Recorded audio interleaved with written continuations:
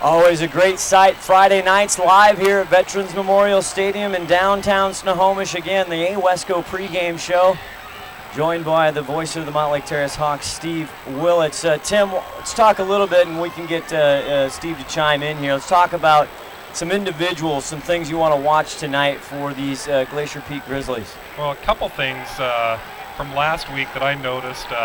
It seems like Branson Corwin and Nolan Dale got their act together. They were struggling a lot this year, a lot of low snaps, a lot of high snaps, and it was like, at one point it was like 50% of them seemed to be a little bit hairy. It was nerve-wracking every down. And they seemed to get that together last week. I really didn't see any issues at all last week. And the other thing is Branson Corwin really ran the ball really well. You know, he's a little guy, like 5'6". You can fit him in his pocket. Yeah. I mean, he's strong and tough as an ox, but what a performance by Branson last week. He seemed to be able to just read the defense really well and know when to get rid of it, and know when to keep it and run for 15 yards. But he had a really solid game last week. 9 carries, 62 yards last week. Came into last week's game only averaging 2 yards a carry. Pumped that up to almost 7. None bigger in that third quarter to just a dart to the end zone on the corner. That was kind of almost the premonition of a backbreaker as far as the touchdown. Branson Corwin, we also talked about Spencer Pettit. 52-yarder the first week, 53 last week. Started to get some pubs, Steve Willits. When's the last time you've seen a high school kicker with a boot like that? I don't think I've ever seen a 50-yarder, let alone 2 in one season from one player. That's impressive. Scott, are you talking about Spencer the Weapon Pettit? You know, I might be. That's, you know how we love nicknames here at STSBN, and we have a few of them. We were tossing a couple around for Matt Darling, the running back. But that also is a good question we should pose, Mr. Boyle, what you think about the running back. Matt Darling came in, filling in for Josh Pinka as time runs down here in the AWESCO pregame show. But talk about Pinka's debut last week against Jackson. Well, Pinka obviously is a heck of an athlete, but I think they got a running back controversy now, the way Darling's performed. Darling just doesn't go down. No, and what was the nickname you're tossing? Brunswick. The Brunswick. He's a bowling ball. Hit us up on a Facebook, STSPN. Let us know what you think of the Brunswick. I don't know. I got to practice that. I don't know. Matt, the Brunswick Darling? Yeah, absolutely. It doesn't roll off your tongue like peanut butter and jelly, but you get used to it. Well, nothing rolls off my tongue like peanut butter and jelly. Okay, so we got a quarterback controversy. Anything else? We want to get down to our your sleeper first of all, Tim. Always a tradition here on the pregame. I'm sticking with my same sleeper from last week. It's going to be Leon Elliott. Number 16. I look for him to have a big game tonight. He should have a big game. That's my pick. And your game prediction? Well, sorry, Steve. No disrespect to the program. I mean it. I love Terrace. Love you guys. I think it's going to be a blowout for Glacier Peak unless Terrace can find a way to sustain some, like you were saying, some 5-6 minute drives, even if they only put up 3 points on the board. But if they can sustain a bunch of long drives, then I think Terrace has got a chance. But I don't see it being. It's possible, but not too plausible. I don't know. Here's the kickoff. GP won the toss and elected to receive. And they were without the services of Jake Berg, and it looks like that might be, 20. Have to go to our rosters. Anyway, the AWESCO, that'll do it for the AWESCO pregame show. Again, Steve Willits will be back at halftime, and we'll check in with you, Steve. Always a pleasure. Thanks for coming up. We'll see you at halftime. Thank you very much, Steve. And we'll see what happens here. Open team's prediction is not correct, but we'll talk about that in 24 more minutes. Well, maybe we'll get a halftime prediction from you. We'll see. I don't know about that. All right, guys, take care. All right, Thanks again to Steve Willits. Check him out on the Sound Live Sports Network. Dial it up here on the interwebs as Glacier Peak is going to start this game. Homecoming night here at Glacier Peak. 1st and 10, and they hand it to the running back. Looked like Pinka got the first carry of the night, and he did, and a gain of 4. I was kind of wondering who was going to start tonight, Scott, if it was going to be Pinka or Darling. I think that was That's a tough decision they got to make right there. Well, Josh Pinka, big expectations coming in on the year for him. 2nd down and 6. Just started here. Glad you're with us. Again, Scott Oshman along with Tim Boyle. Glacier Peak in the home blues. They got another helmet. Handoff again, but there's a whistle. Flags are blue tonight, Scott. Oh, you know how we like the blue, but it's for a great cause. Is it prostate cancer? I believe is so. That what it is? The problem, I'm fine with the blue flags. The only problem is you can't see the darn things. Yeah, no, they're tough, but that's why we have you. You're a Swami. It's like you have an intuition. You just know they're coming. I can feel it. Laundry on the field. So it's a false start on GP, so that'll back him up another 5. It's going to make it 2nd and 11 for him. 11 left here in the first quarter. Again, the Hawks, Mount Lake Terrace in the white, as Branson Corwin with Pinka in the backfield. Takes it, a quick handoff, but no, he fakes it again. Branson getting great work, and he pops the ball out. Fumble, I think GP recovered. It actually might be a break for GP there, Scott, because I think it went forward about 2 yards. They're not going to give him any forward Ooh, bad spot. Wow, that's going to end up a 3rd and 4. They're going to say he was down by contact. Brett Porter, 54 for Terrace. That was the right call, by the way. He was down by contact. Branson getting awfully good at that hide and seek.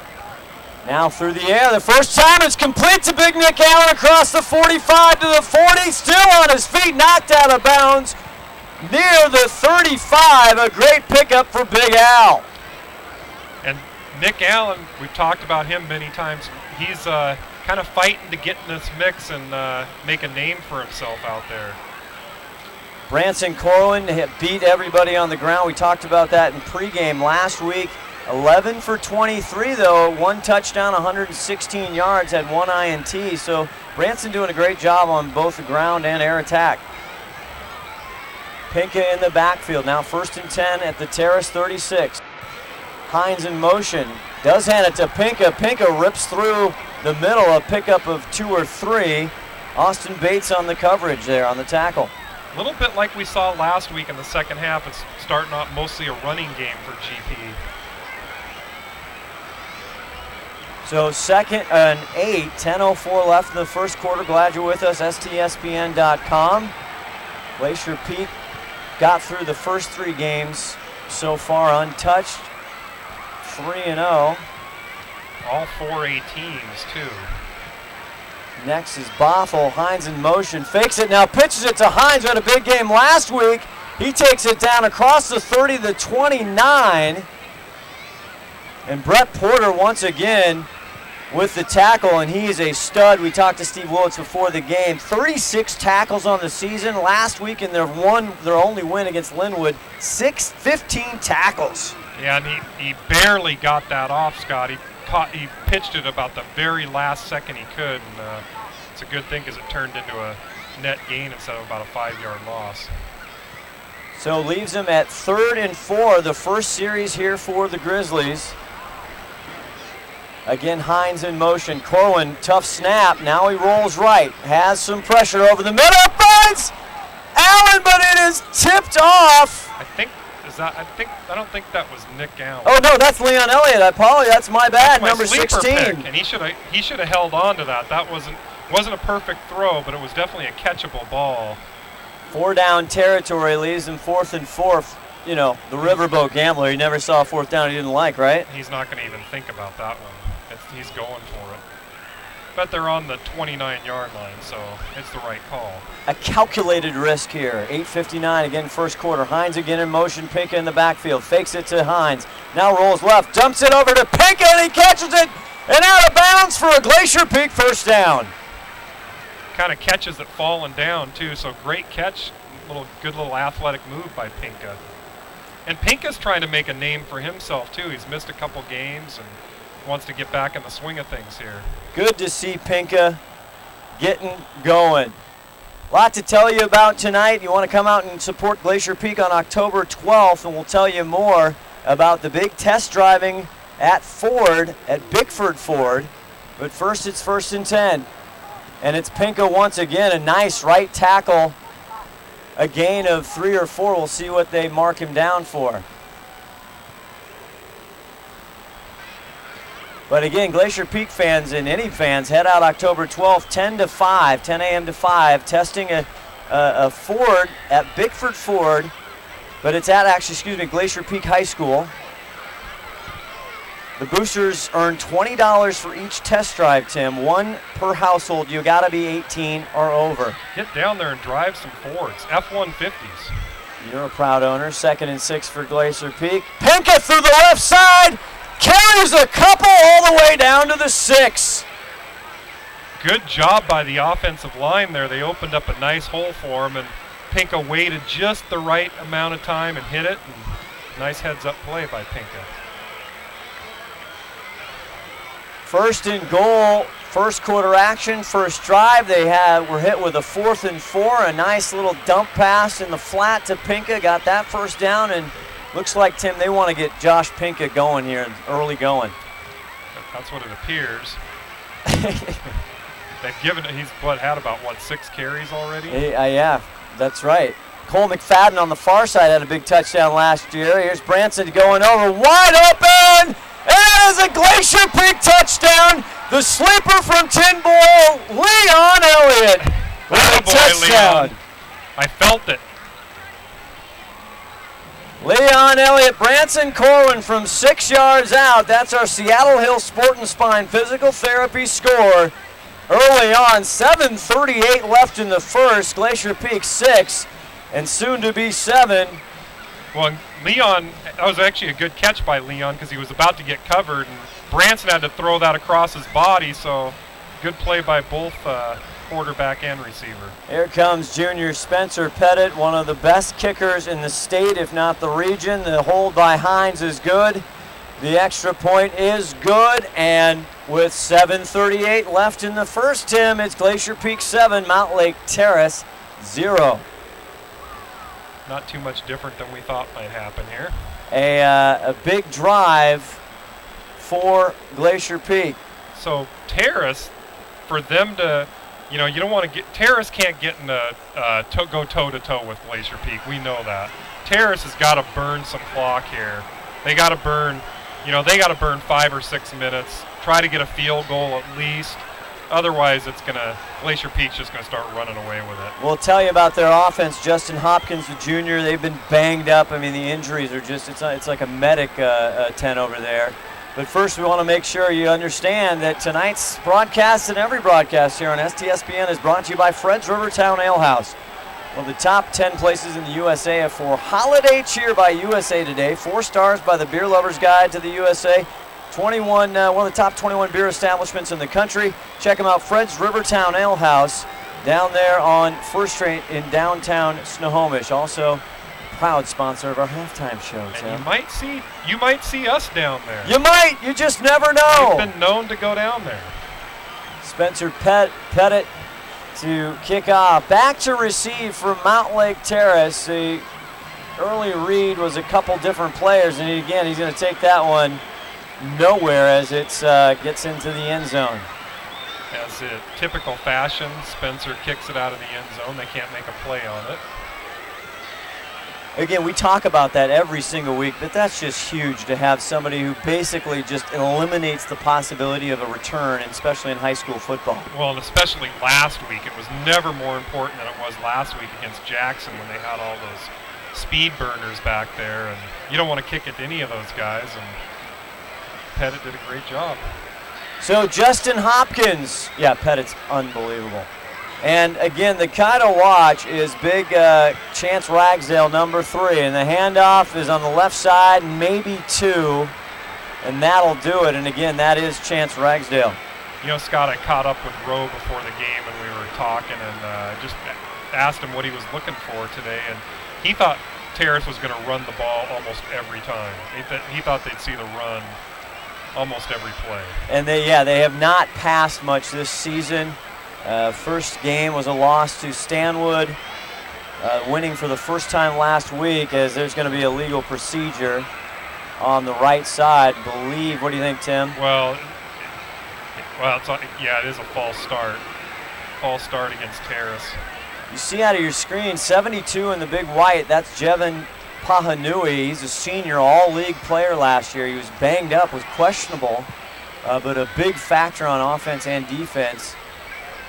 Good to see Jevin Pahanui, and we saw his older brother, Jalen Pahanui. We did. Wasn't he, he was on the broadcast team. He was on the broadcast, but boy, Jevin, tale of two stories. He comes in at 6'5", 270. Back to pass now, over the middle, it's caught. No, I don't think so. No, I think it's an incomplete. It is incomplete. So I thought the side judge said he got that. They were going for Austin Bates, the junior.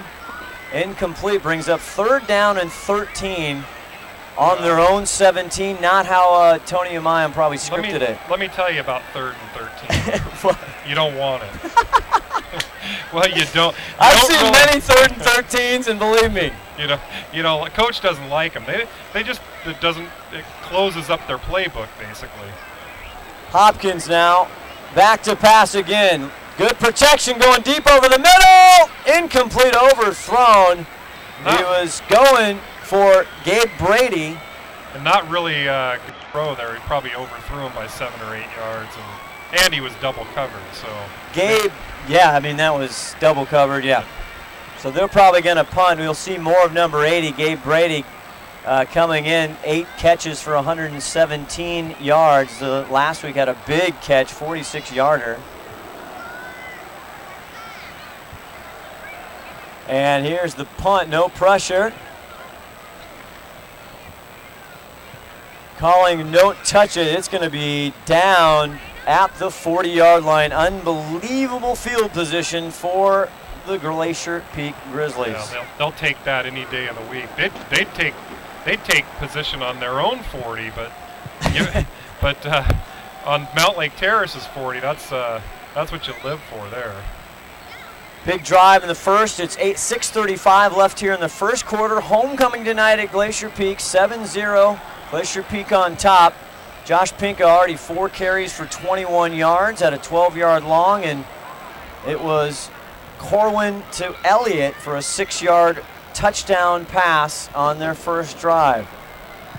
He hands it up the gut, and I think that might be Darling. Yeah, that was Darling, but the Brunswick with a big gain. He'll probably. I think they're going to short him just by a yard of a first down. Oh man, bad spot. Gain of 9. Matt, the Brunswick Darling. I don't know. We'll have to see. We'll have to get the reviews on that one. Any chiming in here in the booth? Or Eagle Eye Cunha, what do you think? I don't know. I don't know if they're feeling it, Tim Boyle. You got to go back to the writer. Hey, come up with something better, and it's all you. 2nd and 1 at the 31.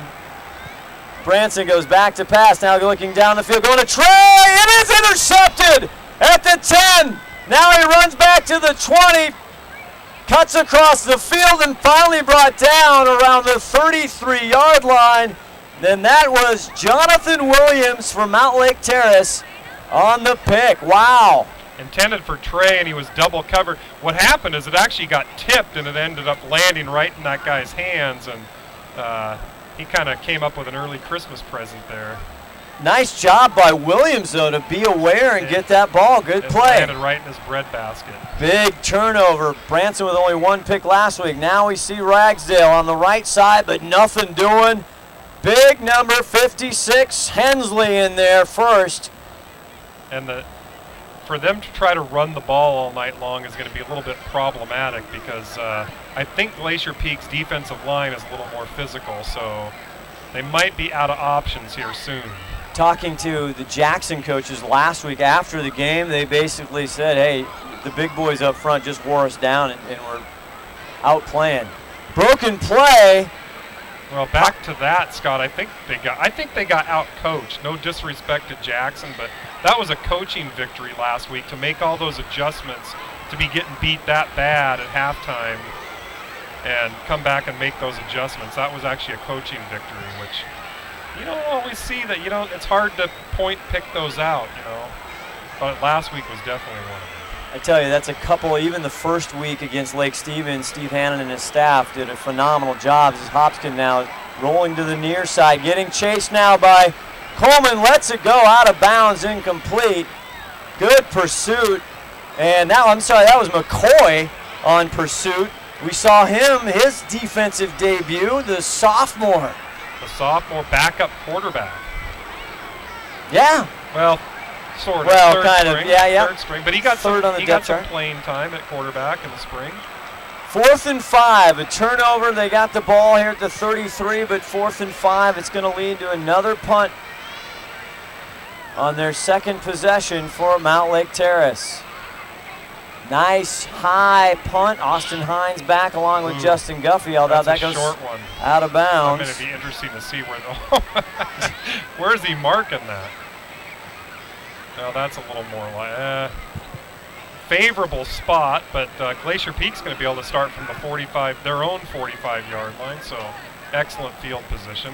And again, we talked about they're going to need, Terrace is going to need to sustain some drives. They're not being able to do that. I don't think they've gotten a first down yet, if I'm not mistaken. But, no, they have not. They're going to have to be able to chew some clock up because, hey, Glacier Peak can afford to throw an interception or two if Terrace can't do anything on offense. Not able to run the ball, pass the ball. 1st and 10 on the 45. Branson Corwin fakes it to Pinka. Now flips it out to Wong. Wong makes some nice moves, and he's finally crushed down in from the backside, but gets all the way to the 45 of Mount Lake Terrace. Yeah, what happened is the defenders thought he was going to run out of bounds, and he kind of put in a little juke move like he did last week, and Wong doesn't really run out of bounds if he doesn't have to. No, we've seen some fancy footwork from Kainoa Wong on the sidelines. That stiff arm he laid that week was pretty. Brilliant. 2nd and 1, great 9-yard gain by Wong. Pink in the backfield, and he does hand it, and Pinka tries to keep the wheels moving. Then he will do that enough to get a Glacier Peak first down. Tackle again by Brett Porter. Josh Pinka does what he has to do.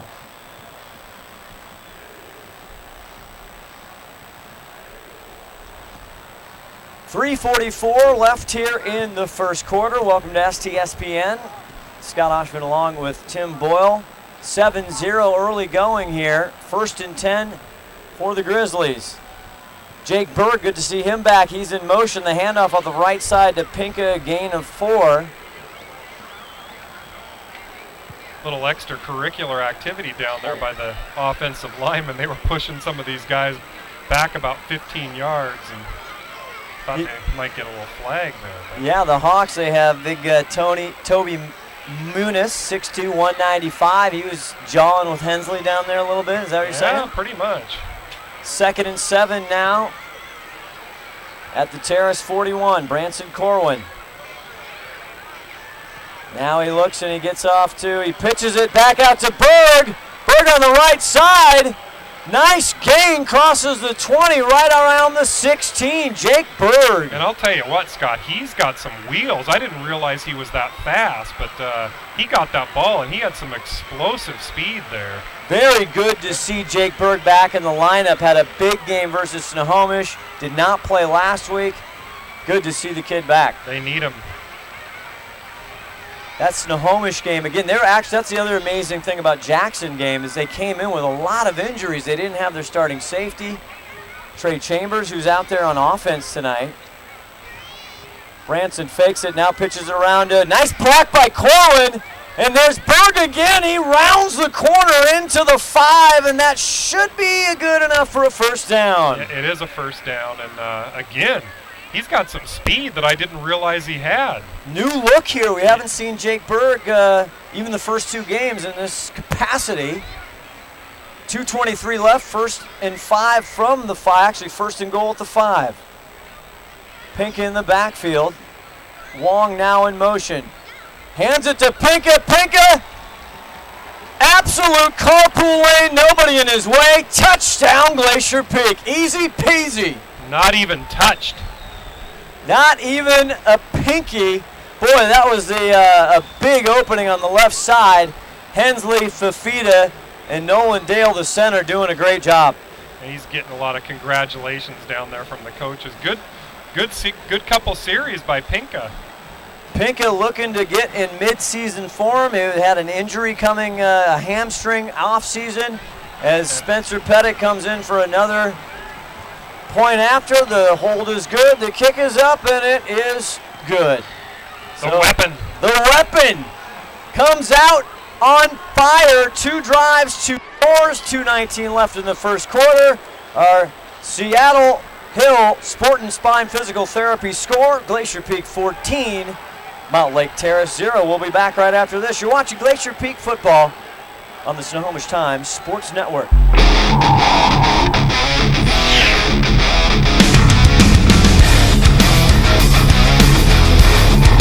There we go. Still first quarter, homecoming here live from Veterans Memorial Stadium. 14-0 Glacier Peak. And Spencer Pettit off to kick another one. His leg could get tired tonight, Tim. Look at that. Can't return it. Into the end zone again, back Isaiah Green, 34, but no return. Want to tell you, WescoAthletics.com, if you need scores, schedules, rosters, anything you need at Wesco. Also, you can download their new app, Game Day app. I know I have that on my phone. Check it out, WescoAthletics.com, for anything Wesco, 4A, 3A, all the rosters, all the sports. A great resource, WescoAthletics.com. We use them all the time. Every week. 1st and 10 from the 20. Hopkins fakes it, now in trouble, has to tuck and roll a little bit as the blue jerseys get there first. A big loss and a big play for the GP defense, and Mo Fafita led the charge. They're not giving him an inch there. And again, it's going to be a difficult night for Terrace if they can't find some way to spread this open a little bit. And if this gets crazy, get out your rosters, boys and girls, because we're going to start seeing some youngsters get some good experience.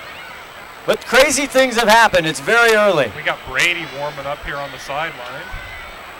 No gain. Actually, loss of 4, 2nd and 14 now from their 16. Hopkins gets it to Ragsdale off the left side. Nothing doing again. Mo Fafita trips him up. And Ragsdale, well, he had some big shoes to fill, but he's been having he had like 160 or 170 yards last week, and he's averaging almost 5 yards a carry. But tonight, they can't do anything. 74 carries, 359, averaging almost just under 5 yards a carry. Comes in with 3 touchdowns, exactly right, Tim. Last week against Linwood in their first win, 176 yards. He's a good player. We've seen him through the years. Hopkins now in trouble, and he's going to go down. It's Lane Black, the sophomore, getting there first and breaking him down. And they're going to be looking at a long 4th down, probably having the punter's probably going to be standing right in the end zone. Wouldn't be surprised to see Glacier Peak come after it a little bit. And Glacier Peak doesn't really return a lot of, at least last year, they rarely returned punts. Mike, look, they got them they're not giving too much respect to the punter. They're standing at like the 36-yard line. Mikey Jensen on for the punt, and we have Hines, and Hines calls for a fair catch. A fair catch, a care fetch, whichever wets your whistle there, but they will start again in just absolute domination field position at the 34-yard line of Terrace. Yeah, you don't want to. You don't want to. It's like 3rd and 13. You just don't want to see it. Well, I mean, it really, from the offensive standpoint, it opens, when you're getting all this field position, it really opens you up a little bit. You can kind of do whatever you want and almost practice some plays. It does, and a great experience for the quarterback who got a first varsity touchdown last week. Brady Southard, the junior, 6'3", standing in the pocket. Down the sideline to McFadden again, incomplete. Trying to go to his touchdown buddy from last week one more time. They'll go 2nd and 10. This time he was double covered and it was a little bit underthrown. I thought he still might actually, he made a play on it. Yeah, and I should tell you, I don't know if you saw that picture. I think you might have forwarded it to me. That catch that McFadden made last week, we couldn't see. That was an unbelievable catch. Brady put it exactly where he had to, but almost a fingertip catch by McFadden. Yeah, it was a great catch and great pass. 14 seconds left in the first, 2nd and 10. Does he hand it off? No, he keeps it. Big Brady Southern all the way down to the 14-yard line. Brady. And he shows that he can run like Branson. And those are big wheels turning. Those are. Once you get them going, though. Austin Bates. Great little keeper there by Brady. Nice job again. Branson must have taught him how to keep that ball. The magician. 2 seconds, and that's going to round out our first quarter. Homecoming tonight. The big dance tomorrow at Glacier Peak. And our score, Glacier Peak 14, Mount Lake Terrace 0.